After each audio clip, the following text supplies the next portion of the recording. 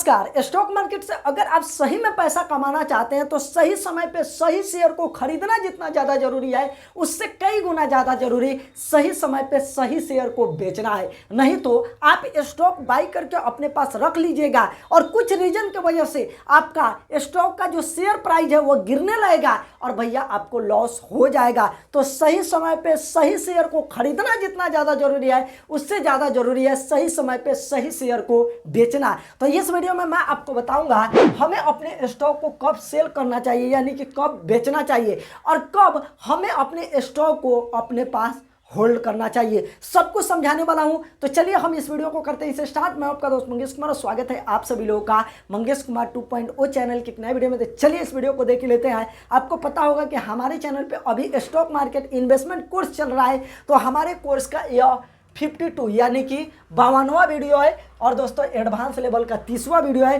तो पिछले सारे वीडियो को अगर आप बिल्कुल फ्री में देखना चाहते हैं तो लिंक है नीचे डिस्क्रिप्शन में, आप जाके देख सकते हैं। अब दोस्तों हम आते हैं अपने टॉपिक के ऊपर और बताते हैं कि कब हमें अपने शेयर को सेल करना चाहिए। तो इसमें जो सबसे पहला जो कारण है वो है जब आपका रीजन, शोध, रिसर्च कारण आपका गलत हो जाए तब आपको अपने शेयर को सेल कर देना है। मान के चलिए किसी रीजन के वजह से आप किसी स्टॉक को खरीद लेते हैं यानी कि उस स्टॉक में इन्वेस्ट करते हैं और उसके शेयर को आप खरीद लेते हैं और दोस्तों वो रीजन आपका गलत हो जाता है, तब दोस्तों आप उस स्टॉक को सेल कर सकते हैं। इससे हम एक एग्जांपल के रूप में समझते हैं। हमारी इंडिया की कोई एक फार्मा कंपनी है, दवा बनाने वाली कंपनी है, वो अपने दवा को यूएस में सेल करती है। यूएस में उसका दवा अमेरिका में बहुत ही ज़्यादा बिकता है। अब दोस्तों उस कंपनी में आप यहाँ पर इन्वेस्ट कर दिए,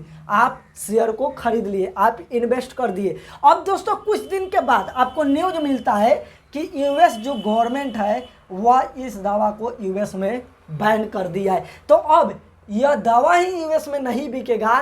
तो दोस्तों जिस रीजन की वजह से आप इस फार्मा कंपनी के शेयर को खरीदे थे वह रीजन ही आपका गलत हो गया, वह आपका रीजन ही गलत हो गया। तो इस समय आप इस कंपनी के शेयर को सेल कर सकते हैं। तो अगर रीजन आपका गलत हो जाए, रिसर्च मैं यहाँ मार दिया हूँ, रीजन अगर आपका गलत हो जाए, आप जो रिसर्च करके इन्वेस्ट किए हैं रिसर्च आपका गलत हो जाए, आपका शोध गलत हो जाए, कारण आपका गलत हो जाए, तो दोस्तों उस स्टॉक को आप सेल कर सकते हैं। तो दोस्तों पहला कारण हमारा यह था।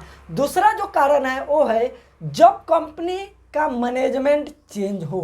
कई बार देखा गया है कि जब कंपनी का मैनेजमेंट चेंज होता है तो उस जो कंपनी है उसका शेयर प्राइस गिर जाता है। जैसे कि अंबुजा और एसीसी के केस में आप देखे थे, जब अडानी ग्रुप इस कंपनी को खरीदे थे तो इसका शेयर प्राइस कितना ज़्यादा गिर गया था। तो अगर उस कंपनी के मैनेजमेंट चेंज होता है, उस कंपनी का सीईओ चेंज होता है, तो उस समय भी आप चाहते हैं तो रिसर्च करने के बाद आप उस कंपनी के शेयर को सेल कर सकते हैं। अगर आपको लगता है कि जो नई मैनेजमेंट आने वाली है वह एक्सपीरियंस नहीं है, वह डेडिकेटेड नहीं है, तो उस समय आप इस कंपनी के शेयर को सेल करने की सोच सकते हैं, लेकिन पूरा रिसर्च करने के बाद। तो दूसरा कारण हमारा यह हो गया। तीसरा कारण है बेटर अपॉर्चुनिटी मिलना। अगर आपको देखिए सब किसी के पास जो पैसा होता है ना वह एक सीमित होता है। जैसे कि मान के चलिए मैं इन्वेस्ट करके रखा हूँ 2 लाख 3 लाख रुपए, तो मेरे पास उतना सीमित है। अब दोस्तों मैं जिस कंपनी में इन्वेस्ट करके रखा हूँ, अब दोस्तों वहाँ पर मैं इन्वेस्ट करके रखा हूँ, अब मुझे दिखाई दे रहा है कि इससे भी बढ़िया मुझे कोई स्टॉक मिल रहा है, तो मुझे उससे बेटर यहाँ पर स्टॉक मिल रहा है, बेटर अपॉर्चुनिटी मिल रहा है। तो मैं क्या करूँगा कि यह जैसे कि मैं मान के चलिए एबीसी कोई भी कंपनी में मैं इन्वेस्ट करके रखा हूं, तो अभी इसके मैं शेयर को यहां पर सेल कर दूंगा। और दोस्तों दूसरा जो मुझे बीबीसी कंपनी मिली है एग्जांपल के तौर पे, इस कंपनी में मैं अपना पैसा डाल दूंगा। अगर बेटर अपॉर्चुनिटी आपको मिल जाए तो दोस्तों ऐसा काम आप कर सकते हैं। तो यहाँ पर तीसरा रीजन हमारा यह था। चौथा जो रीजन है वो है आपका इकोनॉमिक कैरेक्टरिस्टिक्स चेंज होना।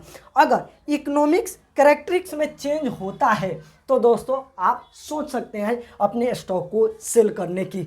मान के चलिए कि आप कोई सेक्टर को लेके बुलिश थे, आपको लग रहा था कि ये सेक्टर काफ़ी ज़्यादा ग्रो करने वाला है, आप उस सेक्टर में इन्वेस्ट कर दिए। सेक्टर में इन्वेस्ट करने के बाद उसमें डायनामिक चेंज हो जाता है जिससे कि उसका ग्रोथ स्लो हो जाता है, तो इस रीजन पर भी आप स्टॉक को सेल कर सकते हैं। मान के चलिए एग्जाम्पल के तौर पे आपको लग रहा था जो मैन्युफैक्चरिंग सेक्टर है वो काफ़ी ज़्यादा ग्रो करेगा, तो मैन्युफैक्चरिंग सेक्टर में आप इन्वेस्ट कर दिए। आप इन्वेस्ट कर दिए, यहाँ पर आपका पैसा लग गया। इन्वेस्ट करने के बाद कुछ दिन के बाद आपके पास न्यूज आता है या ऐसा गवर्नमेंट करती है मैन्युफैक्चरिंग पे वह एडिशनल टैक्स यानी कि टैक्स को बढ़ा देती है, काफ़ी ज़्यादा गवर्नमेंट टैक्स को बढ़ा देती है। अब टैक्स को बढ़ा दी है तो मैन्युफैक्चरिंग सेक्टर में जो कंपनियां काम कर रही है तो वो अपने प्रोडक्ट को तैयार करेगी, तो टैक्स की वजह से उनके प्रोडक्ट को बनाने में काफ़ी ज़्यादा खर्चा आएगा, जिसके वजह से उनका प्रॉफिट कम होगा। तो अगर आपको लगता है कि ऐसा कुछ होने वाला है, डायनेमिक चेंज हो गया है, टैक्स बढ़ गया है, इकोनॉमी में कुछ चेंज हो गया है, तो दोस्तों उस समय भी आप सोच सकते हैं कि आप उस कंपनी के शेयर को सेल कर दे। उस सेक्टर में जिस भी कंपनी में आप इन्वेस्ट करके रखे हैं उस सेक्टर को, मतलब उस सेक्टर के स्टॉक को आप चाहते हैं तो सेल कर सकते हैं। अब यहाँ पर स्टॉक और जो कि शेयर में आपको कंफ्यूज हो रहा होगा, तो अगर आप हमारे वीडियो को देखते आए तो आपको पता होगा, बताने की ज़रूरत नहीं है। तो दोस्तों यह भी रीज़न हो सकता है जो कि हमारा चौथा रीज़न था। अब आते हैं हम अपने पाँचवें रीज़न पे। पाँचवा रीज़न है स्टॉक ओवर वैल्यूड हो जाए। जब आपको लगता है कि स्टॉक जो हमारा है वो ओवर वैल्यूड हो चुका है, तो ओवर वैल्यूड हो चुका है तो भैया आपको सेल कर देना है, नहीं तो उसका शेयर प्राइस गिरेगा। यहाँ पर भी लिख भी दिया हूँ, प्राइस के हिसाब से सेल नहीं बढ़ रहा हो और आपको लगे कि शेयर प्राइस गिर सकता है तो आपको सेल कर देना है। मान के चलिए कोई एक गुब्बारा है, गुब्बारा में आप हवा भर दिए हैं, वह हवा भरते गए, वह हवा पूरा प्रॉपर भर गया। अब दोस्तों जोर ज़बरदस्ती उसमें आप हवा भर रहे हैं, ओवर वैल्यूड हवा भर रहा है, तो अब क्या होगा, गुब्बारा फूट जाएगा, और फूट जाएगा तो सारा हवा खत्म हो जाएगा, आपका गुब्बारा खत्म हो जाएगा। उसी तरीके से अगर स्टॉक ओवर वैल्यूड हो चुका है, आपको लगता है कि यह स्टॉक काफ़ी महंगा हो चुका है, तो उस समय आप सेल कर दीजिए और वहां से निकल जाइए। इस सब पर मैं वीडियो बनाया हूं कि कब स्टॉक ओवर वैल्यूड होता है, कैसे आप पता कर सकते हैं। अगर आप हमारे वीडियो को देखते आ रहे हैं तो आपको अच्छा तरीके से पता होगा। पिछला वीडियो जो हम यहाँ पर स्टॉक को स्क्रीन करना सिखाए उस वीडियो को जरूर से जाके देख लीजिएगा, आपको बहुत कुछ सीखने के लिए मिल जाएगा। लिंक है नीचे डिस्क्रिप्शन में, आप जाके जरूर देखिएगा। तो दोस्तों अगर स्टॉक ओवर वैल्यूड हो जाता है तब भी आप सेल करने की सोच सकते हैं, ऐसे तो सेल ही कर दीजिएगा तो आपको फायदा होने वाला है। तो यह हो गया हमारा पांचवा रीजन। छठा रीजन पे आते हैं, वो है कंपनी के पास अगर कोई मोट है।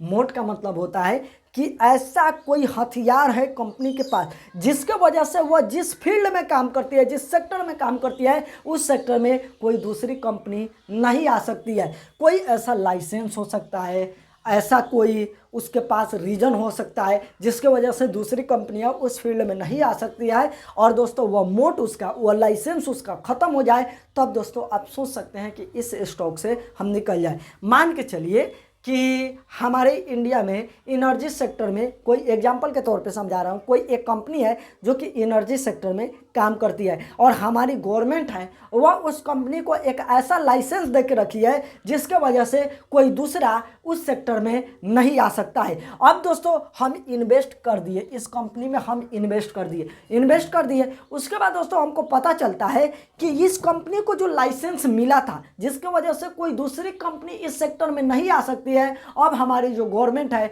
बहुत सारे कंपनियों को यह लाइसेंस दे रही है। अब बहुत सारी कंपनियां इस सेक्टर में आएगी जिसकी वजह से कंपटीशन बढ़ेगा और इस कंपनी के साथ घटना घट सकता है। तो अगर मोट खत्म हो जाए तब भी दोस्तों आप सोच सकते हैं कि हम इस स्टॉक को सेल कर देंगे। तो छठा रीजन यह हो गया। यही 6 रीजन है जिसके वजह से दोस्तों आपको स्टॉक को सेल करना चाहिए। अब दोस्तों हम जान लेते हैं कि कब स्टॉक हमें सेल नहीं करना चाहिए।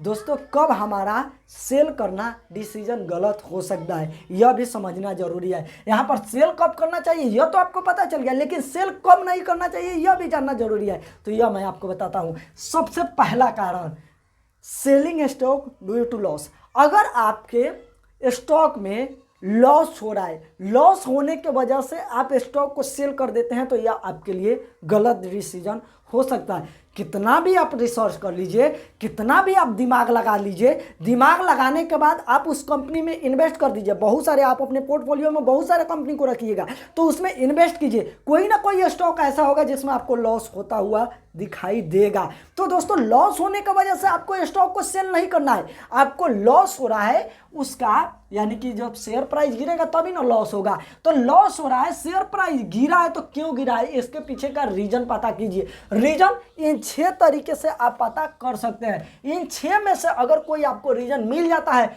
तब आपको सेल करना है, नहीं तो ऐसा कोई रीजन आपको नहीं मिलता है, कुछ ऐसा कंडीशन हो गया है, कुछ ऐसा जो कि पूरा मार्केट ही गिर रहा है, पूरा स्टॉक मार्केट ही गिर रहा है, जिसकी वजह से इस कंपनी का भी शेयर प्राइस गिर रहा है, तो ये आपके लिए एक बेहतर जो कि चांस हो सकता है। वह अगर कंपनी बेस्ट है तो उसमें और पैसा लगाने के लिए अगर आप पैसा लगा दीजिएगा उस समय पे, पूरा मार्केट गिर रहा है उस समय पैसा लगा दीजिएगा तो जब मार्केट चढ़ेगा तो इसका भी शेयर प्राइस चढ़ेगा और आपको अच्छा खासा फायदा हो जाएगा। तो शेयर प्राइस गिरने की वजह से आपको जो कि यहाँ पर स्टॉक को सेल नहीं करना है। सबसे पहले आपको पता करना है कि क्यों शेयर प्राइस गिरा है, उसके बाद आपको सेल करना है। तो भैया पहला कारण यह हो गया क्यों हमें स्टॉक को सेल नहीं करना है। दूसरा कारण है investor buy share for long term. देखिएगा दोस्तों, हम या आप क्या सोच के इन्वेस्ट करते हैं कि हम स्टॉक को खरीद लिए, स्टॉक को खरीद लिए, अपने पास रख लिए, अब भैया हम लॉन्ग टर्म पर लंबे समय तक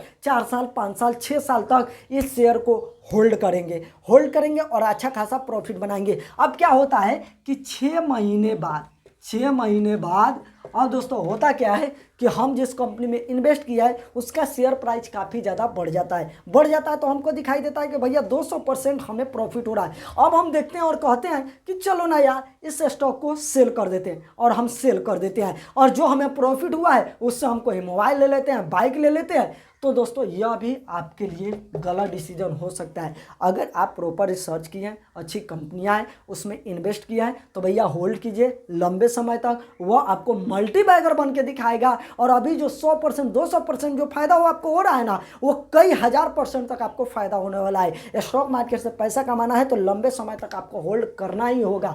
तो यह दोस्तों दूसरा कारण हो गया। तो यह दोस्तों हम बता दिए। दोस्तों यहाँ पर एक चीज़ आप नोटिस किए होंगे, स्टॉक तभी आपको सेल करना चाहिए जब कंपनी का बिजनेस खराब चले या उसके फंडामेंटल में कोई खराबी हो, तभी फंडामेंटल में कोई दिक्कत हो या उसका बिजनेस खराब चलने लगे तभी आपको स्टॉक को सेल करना है, नहीं तो स्टॉक को सेल नहीं करना है। तो दोस्तों यहाँ पर जो भी मैं आपको बताया हूँ इसे आप आसानी से समझ गए होंगे। इसी बात पे वीडियो को लाइक कीजिए, चैनल को सब्सक्राइब कीजिए। चलिए अगले वीडियो मिलते हैं, तब तक के लिए बाय।